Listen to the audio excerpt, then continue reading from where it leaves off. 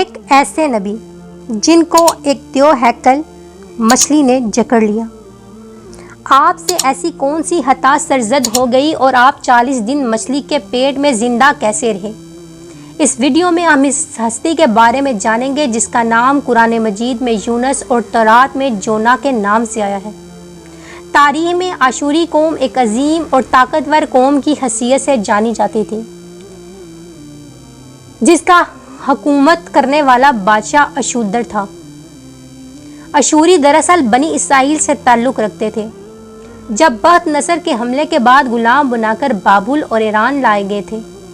اس زمانے میں دریائے دجلہ کے کنارے نینوا نامی ایک چھوٹی سی بستی تھی۔ اشوریا کے اس دور میں بادشاہ نے ایک دیوتا کے نام پر ایک مندر بنایا۔ رفتہ رفتہ دوسرے بادشاہوں نے بھی مندر اور عمارتیں بنانا شروع کر دی، اور ایک ایسا زمانہ آیا کہ یہ چھوٹا سا علاقہ سلطنت اشوریا کے عظیم الشان دارالسلطنت میں تبدیل ہو گیا۔ نینوا شہر کے بیچوں بیچ مندر اور شاہی محل تھے، جہاں سے اسوریوں کا بادشاہ پوری سلطنت پر حکومت کرتا تھا اور اونچے تخت پر بیٹھ کر بازاروں، گلیوں، تفریح گاہوں کا نظارہ کیا کرتا تھا۔ اشور کے مغربی علاقوں میں لہلہاتے کھیت تھے، پورا شہر درختوں سے سرسبز اور آباد تھا۔ اشوریا کے لوگ پتھر تراشنے کے فن میں ماہر تھے۔ انہوں نے دیواروں پر اپنے دیوتاؤں کے نقش بنا رکھے تھے۔ مختصر یہ کہ نینوا تہذیب و تمدن کے لحاظ سے نہایت ترقی یافتہ شہر تھا۔ اشودر دیوتا ان کا سب سے بڑا دیوتا تھا۔ نیز یہ لوگ بادشاہ کو بھی خدا کا درجہ دیا کرتے تھے۔ اس وقت نینوا کی آبادی 1 لاکھ سے بھی زیادہ تھی۔ نیز یہ 700 قبل مسیح کا زمانہ تھا۔ اللہ نے اس زمانے میں قوم کی ہدایت کے لیے حضرت یونس علیہ السلام کو بھیجا۔ حضرت یونس کا پورا نام یونس ابن متا تھا۔ آپ حضرت ہود علیہ السلام کی اولاد میں سے تھے، جبکہ کچھ مفسرین نے لکھا ہے کہ آپ کا تعلق بنی اسرائیل سے تھا۔ آپ حضرت یوسف کے چھوٹے بھائی بن یامین کے بیٹے تھے۔ آپ کو جب نبوت ملی تو آپ کی عمر 28 سال تھی۔ آپ پہ ایک صحیفہ بھی نازل ہوا، یہ تورات میں یونا کے نام سے موجود ہے۔ حضرت یونس سب سے پہلے اشوری بادشاہ کے پاس گئے، اسے حق کی دعوت دی اور اسے خدائی کے جھوٹے دعوے سے توبہ کرنے کا حکم دیا اور ایک اللہ کی عبادت کی طرف بلایا۔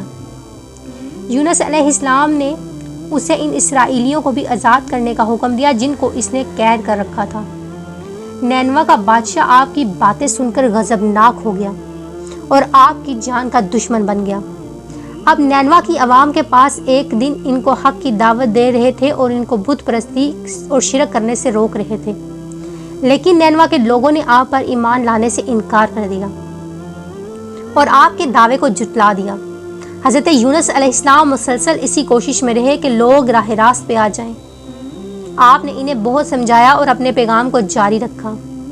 دیکھتے ہی دیکھتے 40 سال کا عرصہ گزر گیا، لیکن یہ قوم آپ کا انکار کرتی رہی اور شرک پر ڈٹے رہے۔ نیز حضرت یونس کو دھمکیاں بھی دی جاتی رہی کہ اگر آپ نے اشودر دیوتا کے خلاف کچھ کہا یا کیا تو وہ ان کو قتل کر دیں گے۔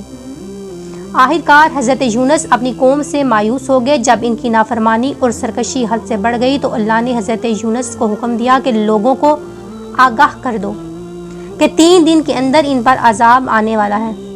لہٰذا آپ نے نینوا کے لوگوں کے سامنے اعلان کیا کہ اگر 3 دن کے اندر تم لوگوں نے بت پرستی نہ چھوڑی اور شرک سے توبہ نہ کی تو تم پر اللہ کا عذاب نازل ہوگا۔ اور پورا شہر آپ کا مذاق اڑانے لگا اور کہا ہم تمہاری طرف سے تمہارے رب کے عذاب کے منتظر رہیں گے۔ آپ کی قوم نے آپس میں مشورہ کیا۔ انہوں نے کہا کہ یونس کو کبھی جھوٹ بولتے نہیں دیکھا، لہٰذا اس پہ نظر رکھی جائے۔ مشورے میں یہ بھی طے ہوا کہ یونس علیہ السلام رات کو بستی میں اپنے گھر کے اندر مقیم رہتے ہیں تو سمجھ لو کچھ نہیں ہوگا، اور اگر وہ رات کو کہیں چلے جاتے ہیں تو سمجھ لو اگلے دن عذاب ضرور آئے گا۔ حضرت یونس علیہ السلام لوگوں کو کچھ بھی بتائے بغیر اس بستی سے نکل گئی۔ صبح ہوئی تو عذاب الہی کا سیاہ دھواں بادل کی شکل میں بستی والوں کے سروں پر منڈلانے لگا۔ جب وہ ان کے قریب ہونے لگا تو ان لوگوں کو یقین ہو گیا کہ اب وہ سب ہلاک ہونے والے ہیں۔ دراصل حضرت یونس علیہ السلام اپنی قوم سے ناراض ہو کر چلے گئے تھے، مگر ان کو وہاں سے نکلنے کا حکمت نہیں دیا گیا تھا۔ وہ عذاب کی اطلاع دینے کے بعد اللہ کی اجازت کے بغیر اپنا علاقہ چھوڑ گئے تھے۔ آثار عذاب دیکھ کر جب اشوریوں نے توبہ استغفار کیا تو اللہ نے ان کو معاف کر دیا۔ اللہ تعالیٰ اس وقت تک کسی بھی قوم کو عذاب نہیں دیتا جب تک وہ اپنی حجت پوری نہیں کر لیتا۔ بس جب حضرت یونس علیہ السلام نے اپنی قوم میں نصیحت کا سلسلہ جاری نہیں رکھا اور اپنی قوم میں سے اللہ کے مقرر کردہ وقت سے پہلے خود ہی ہجرت کر گئے تو اللہ کے انصاف نے اس قوم کو عذاب دینا گوارا نہ کیا اور ان کو معاف کر دیا۔ جب حضرت یونس علیہ السلام رات کے وقت دریا کے کنارے پہنچے تو کشتی کو لوگوں سے بھرا ہوا پایا۔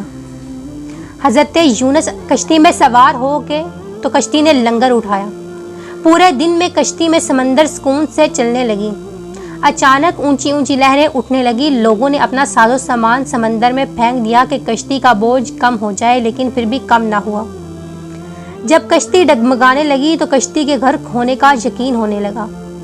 اہل کشتی نے اپنے عقیدے کے مطابق کہا، لگتا ہے اس کشتی میں کوئی غلام اپنے مالک سے بھاگا ہوا ہے۔ جب تک اس کو اس کشتی سے علیحدہ نہ کیا جائے گا تب تک نجات مشکل ہے۔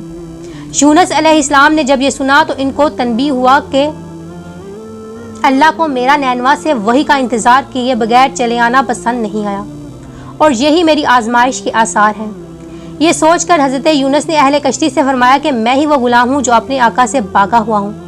لہٰذا 3 مرتبہ قرآن اندازی کی اور 3 مرتبہ حضرت یونس کا نام آیا۔ مجبور ہو کر ان لوگوں نے حضرت یونس کو دریا میں ڈال دیا۔ اس وقت اللہ نے ایک بڑی مچھلی کو حکم دیا کہ ان کو نگل لو، یہ تمہاری غذا نہیں ہے، اس لیے ان کے جسم پر کوئی تکلیف نہیں ہونی چاہیے۔ مچھلی نے حضرت یونس کو اپنے پیٹ میں نگل لیا۔ یونس علیہ السلام نے جب مچھلی کے بیچ میں اپنے آپ کو زندہ پایا تو بارگاہ الہی میں اپنی ندامت کا اظہار کیا۔ میں وحی الہی کا انتظار کیے بغیر، اللہ سے اجازت لیے بغیر نینوا سے نکل آیا۔ حضرت یونس نے مچھلی کے پیٹ میں اللہ کو پکارا۔ ان پر 3 اندھیرے اکٹھے ہو گئے، رات کا اندھیرا، مچھلی کے پیٹ کا اندھیرا اور سمندر کا اندھیرا۔ آپ نے ان اندھیروں میں یہ کلمات کہے کہ اللہ تیرے سوا کوئی نہیں، تو یکتا ہے، میں تیری پاکی بیان کرتا ہوں۔ بے شک میں اپنے نفس پر خود ہی ظلم کرنے والا ہوں۔ روایتوں کے مطابق حضرت یونس اگر یہ الفاظ نہ کہتے تو ساری زندگی مچھلی کے پیٹ میں ہی رہتے۔ رسول صلی اللہ علیہ وآلہ وسلم نے فرمایا، جب یونس نے یہ دعا کی تو یہ کلمات عرش کے ارد گرد گھومنے لگے۔ فرشتے کہنے لگے، یہ آواز بہت دور دراز سے آ رہی ہے، لیکن یہ کان اس آواز سے آشنا ہے اور آواز بہت ہی کمزور ہے۔ اللہ تعالیٰ نے حضرت یونس علیہ السلام کی آواز کو سنا تو فرمایا، کیا تم اس آواز کو نہیں پہچانتے؟ تو انہوں نے کہا نہیں۔ تو فرمایا کہ یہ میرے بندے یونس کی آواز ہے۔ تو فرشتوں نے فرمایا کہ یہ وہی یونس ہے جس کے پاک کمر روزانہ تیری طرف چڑھتے تھے، اے اللہ تو اس پر رحم کر۔ تو اللہ نے اس وقت مچھلی کو حکم دیا کہ وہ آپ کو بغیر کسی تکلیف کے سمندر کے کنارے اگل دے۔ روایتوں کے مطابق حضرت یونس 40 دن مچھلی کے پیٹ کے اندر رہے اور پھر مچھلی نے آپ کو سمندر کے کنارے اگل دیا۔